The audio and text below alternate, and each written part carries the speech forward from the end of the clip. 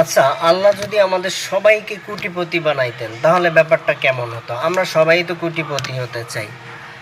চলুন তাহলে ছোট করে জেনে আসি যে কোটিপতি হলে আমাদের কি অসুবিধার সুবিধাটা হতো।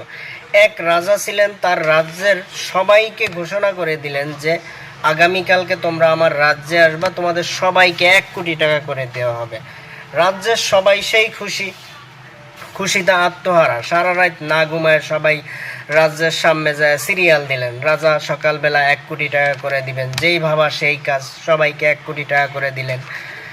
দেওয়ার পরে সবাই সবার বাসায় চলে গেলেন। পরের দিন রাজা গেলেন বাজারে। বাজারে যায় দেখলেন যে কাঁচামালের দোকানদারের কাঁচামালের দোকান বন্ধ, মুদির দোকান বন্ধ, সব ধরনের দোকানপাট একেবারে বন্ধ। কেন?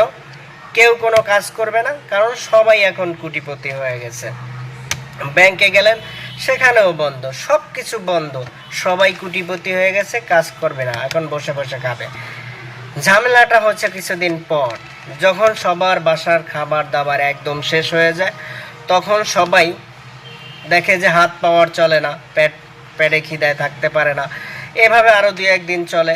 তারপরে দেখা গেছে যে আর কোনোভাবেই থাকা সম্ভব নয়। তখন আবার রাজ্যের সবাই রাজার কাছে চলে গেলেন সেই টাকা নিয়ে, যে রাজা আমরা এই টাকা চাই না। কেন? আসলে টাকা দিয়ে কি হবে? আমরা তো টাকা খেয়ে তো আর বাঁচতে পারবো না। টাকার কারণে আমরা কেউ কোনো কাজ করছি না, সবাই ঘরে বসে থেকে খেতে চাচ্ছি।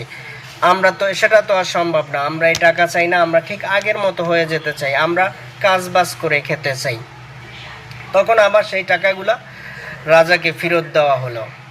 অর্থাৎ টাকা যদি আল্লাহ সবাইকে কোটিপতি বানিয়ে দিতেন বা বড়লোক বানিয়ে দিতেন, তাহলে পৃথিবী কোনোভাবেই চলা সম্ভব ছিল না। কারণ সবাই এভাবে না খেয়ে মরতো, কেউ কাউরে মানতো না, বিশৃঙ্খলা সৃষ্টি হতো। টাকা হলেই তো আপনি খেতে পারবেন না, কাজ তো করতে হবে, তাই না? কাজ করে ফসল উৎপাদন করতে হবে, তখন না আপনি আমি খেতে পারবো। টাকাই সমাধান না।